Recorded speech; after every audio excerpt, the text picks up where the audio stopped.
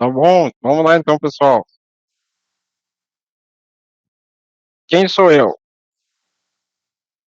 Meu nome é Luiz Felipe Limari, sou engenheiro de software, trabalho no time de engenharia de performance da Dell desde 2010, sou filho da Tânia e do Dácio, irmão da Carol, marido da Kelly, membro do core team do Treville, que é um grupo de afinidade, sou painelista, embaixador da diversidade e inclusão, blogueiro de viagens nas minhas horas vagas, escrevo para o Passageiro de Primeira, que é o maior site da América Latina de viagens, e o Passageiro sobre Rodas é meu Instagram pessoal. Sou cadeirante e tenho AMI. O que é AMI? AMI é uma doença, tá, que chama amiotrofia muscular espinhal. É uma doença genética e neuromuscular progressiva. É uma doença rara causada por alterações genéticas que afeta os neurônios que controlam os diversos músculos do corpo. Com o passar do tempo, a gente vai perdendo a força muscular. Existem quatro tipos de AMI, tá? Do 1 ao 4, a AMI número 3, a 1 é mais grave, a 4 é adquirida depois de adulto. E na minha época, quando eu nasci na década de 80, que eu tenho 43 anos, não tinha ainda no teste do pezinho, tá? Hoje já foi incorporado no SUS, felizmente, no teste pezinho, tem como saber. Inclusive até no feto, na barriga da mãe, já dá para saber se tem essa patologia, que é uma doença genética. E o diagnóstico, graças à transformação digital e à tecnologia da medicina, está bem mais preciso também. Na minha época, eu fui diagnosticado somente com 4 anos, pelo fato que eu tenho uma irmã 11 meses mais nova que eu, e meus pais observaram uma diferença na marcha em relação à minha irmã e foram fazer essa pesquisa. Isso demorou em torno de um ano, fui para os Estados Unidos, voltou, enfim. Hoje a gente está muito avançado, como falei. Em termos de medicação, até 2017 não existia nenhuma medicação no mundo para essa patologia. Felizmente surgiu em 2017, a FDA lá nos Estados Unidos aprovou. Em tempo recorde, a gente conseguiu trazer para o Brasil em 2018. Então hoje já está incorporado no SUS, porém tem que entrar, na maioria das vezes, na questão judicial, porque é uma medicação mais cara do mundo, tá? Essa medicação, o que ela faz? Ela estabiliza o progresso da doença e recupera alguns movimentos. Claro que são caso a caso, mas essa é a ideia da medicação. Como eu falei, ela é uma medicação mais cara do mundo, no caso que é para pessoas de todas as idades, não somente para crianças, que é o Esperança, o nome da medicação. Então, é uma vacina que tem que tomar a cada 3 meses, por resto da vida. Hoje em dia, no Brasil, ela custa em torno de R$ 2.000. Quer dizer, desculpa, R$ 200.000. Então, é muito caro, né? Eu estou na luta para conseguir tomar essa medicação, mas em breve vou conseguir, com certeza. Bom, eu sempre gosto de falar um pouco de capacitismo. Essa palavra está bem na moda, né? Mas nada mais do que é a ideia de que pessoas com deficiência são inferiores àquelas sem deficiências, né? Tratadas como normais e capazes em comparação com o Deus social definido como perfeito. O tema mais que eu vou abordar na minha palestra hoje é a transformação digital na vida do PCD. Enfim, quando a gente fala, por exemplo, de cadeira de roda, vocês sabiam que a cadeira de roda é uma tecnologia assistiva também? Quando a maioria das pessoas vem uma cadeira de roda, elas vêm para o lado ruim, lado negativo. Para gente que é PCD, eu especificamente sou cadeirante desde os meus 10 anos de idade, a cadeira de roda para mim é uma forma de inclusão, uma forma de liberdade. Graças à cadeira de roda, por exemplo, eu posso estar aqui hoje apresentando para vocês no palco do TDC. Eu também pude estudar, pude passear, pude viajar, pude fazer diversas coisas graças à cadeira de rodas.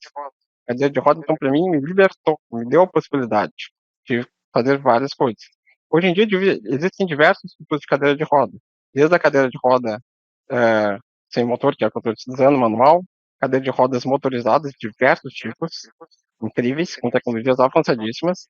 Existe também a cadeira de roda anfíbia, que a pessoa pode ir para a água, cadeira de roda para entrar na piscina, que é uma outra anfíbia que é um pouco diferente, enfim, diversos tipos de cadeira de roda. Também posso citar tipos de teclados virtuais, por exemplo, eu não consigo digitar no teclado normal, eu uso o teclado virtual para fazer meus códigos de programação e trabalhar, enfim. E também existem mouses adaptados, óculos mouse, estabilizadores de voz, entre outros, sintetizadores de voz, enfim. Então a tecnologia assistiva veio para ajudar esse público que precisa muito da transformação digital, que é o PCD. Também falando um pouco aqui para o mundo, que é os devs, programadores, enfim, vocês sabiam que somente 0,46 dos sites da internet são acessíveis para pessoas com deficiência? Esse número é impactante do meu ponto de vista, né? pois hoje em dia, em 2022, a gente tem que melhorar esse número para aumentar o potencial de que as pessoas possam acessar o site. Quando eu digo acessíveis para PCDs, é ajuste de contraste, tamanho de fontes, aplicação de cores, etc. Eu posso trazer de exemplo, na Dell a gente tem o LEED. O LEED é a partir da ideia de transformar vidas por meio de tecnologia, a Dell idealizou o LEED, que é o Centro de Pesquisa, Desenvolvimento e Inovação. Lá no LEED, eu tenho ali no canto direito inferior, um exemplo do LEED, é um site que é totalmente acessível, como eu mencionei, que desenvolve e capacita pessoas com deficiência com cursos gratuitos de programação, língua inglesa, enfim, é incrível. Fora isso, ele conta, graças à inteligência artificial e machine learning, de um intérprete virtual em Libras, que é o Stuart. Então, qualquer pessoa surda pode acessar o site tranquilamente também. Esse é um site 100% acessível e muito bacana de se conhecer. Também queria trazer um outro projeto que é muito bacana, que é a Will Always Be Me. Tá? Quem conhece o Stephen Hawking, por exemplo, ele tinha uma doença parecida com a minha, que é a ELA, esclerose lateral amiotrófica. Porém, com o passar da doença, naquela neurodegenerativa, a pessoa vai perdendo a voz.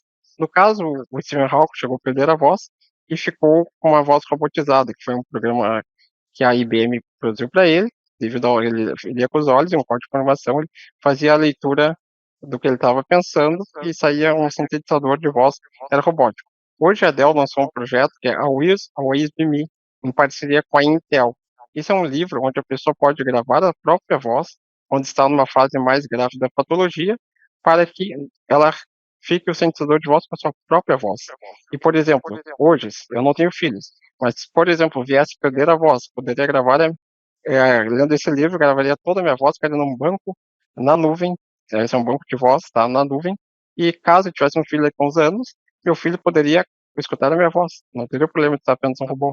Então isso é uma transformação digital na vida do PCD, incrível. Também posso citar diversas outras tecnologias que temos hoje, por exemplo, com a ajuda da inteligência artificial, tecnologia 5G, as casas inteligentes, quem não tem um Google, uma Alexa ou uma Siri em casa? Por exemplo, a minha esposa antigamente tinha medo que eu ficasse sozinho.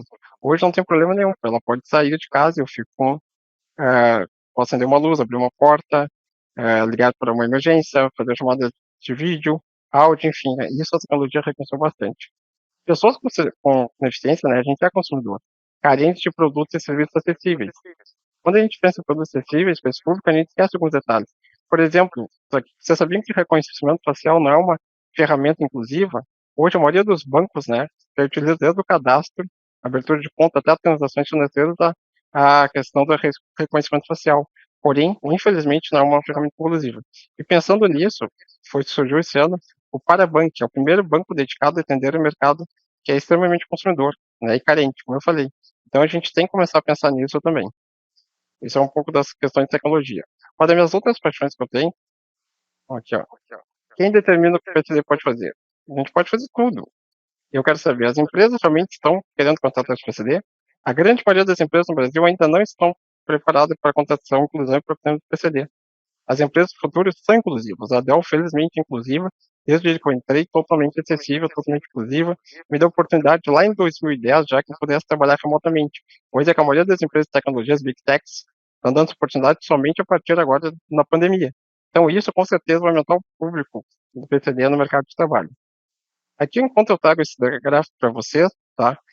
Como a diversidade impulsiona negócios e a transformação digital, você sabia que no Brasil, atualmente, somos 17 milhões de pessoas com deficiência? Tá? Esse número representa 8,4% da população. E somente 441 mil de PCDs estão empregados com carteira assinada. Exatamente, esse número é muito impactante. Menos de 1%, ou seja, mais precisamente 0,6%.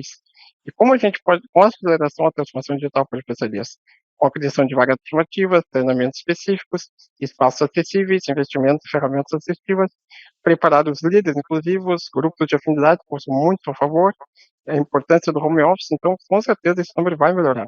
Eu tenho certeza que esse número vai aumentar daqui no máximo 10 anos, e porque esse número pode reduzir, porque não tinha como comparar. Antigamente a gente tinha um problema da questão da acessibilidade física também. Transporte, tudo era imperativo. Hoje, com a questão de poder estudar em casa, fazer tudo através da tecnologia, graças à transformação digital, os PCDs com certeza vão ter mais possibilidade de se desenvolver com todo mundo. Protagonismo do PCD. Aqui é um tema que eu gosto bastante, que eu escrevo no Passageiro sobre Rodas, que é o meu Instagram pessoal. O que a gente pode fazer, né? Por exemplo, vamos viajar. Então, lá em 2010, quando eu comecei as minhas viagens, eu procurava na internet e não existia nada referente a uma viagem para PCD. Dava uma agulhada ali, não encontrava hotel, nada, ou uma foto muito vasta. Nisso, para que mais pessoas pudessem viajar, eu criei esse projeto que é o Passageiro sobre Rodas, para que onde eu faço reviews desde o avião, desde os transportes, hotéis, cidades, todos os perrengues que eu passo, e vou falando sobre a acessibilidade e as tecnologias que vem avançando para que a gente também possa viajar como qualquer pessoa. Esse é um exemplo que eu acho bem bacana, a Cordilheira dos Andes, Vale do Nevado. A gente que é cadeirante, por exemplo, a gente odeia frio, mas mesmo odiando frio, eu sempre tive vontade de conhecer.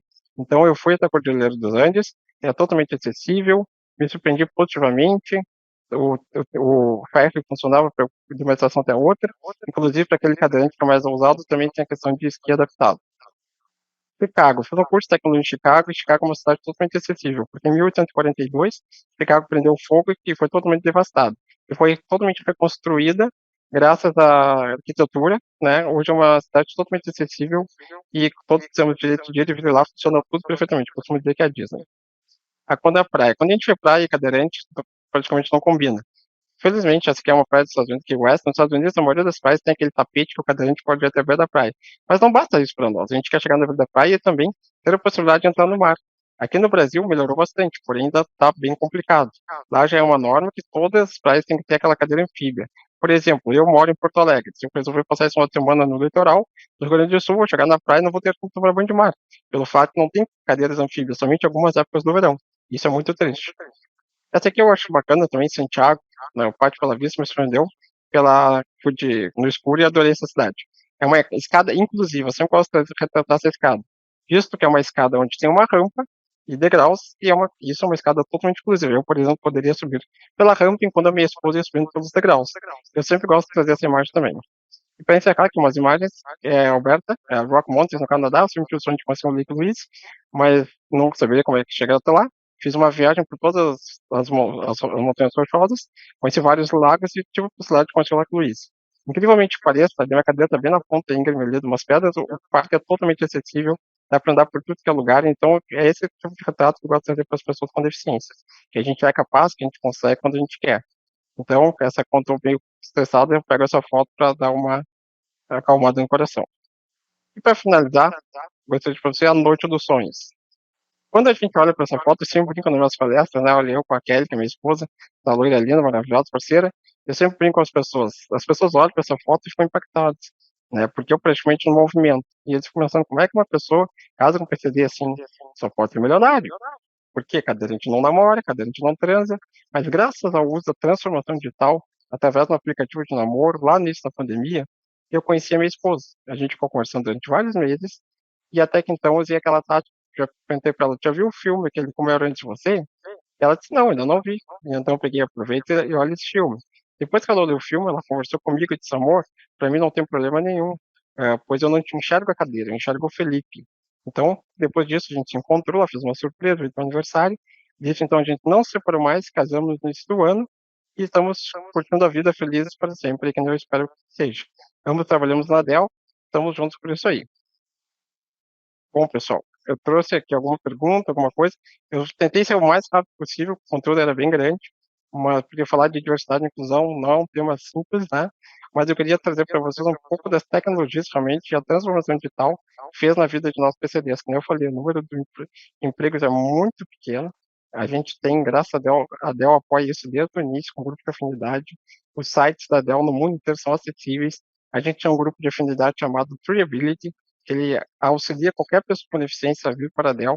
Quando entra na Dell, tanto a estação de trabalho dele no site, como o trabalho dele em casa, a Dell dá a opção de trabalho 100% remoto, e isso é muito bacana. Se alguém tiver alguma dúvida, meu, pode me procurar também no LinkedIn, que é Luiz Felipe Alimari, Passageiro sobre Rodas, que é meu Instagram sobre viagens, que é um tema que eu adoro também, e se quiserem conversar alguma coisa, estou à disposição.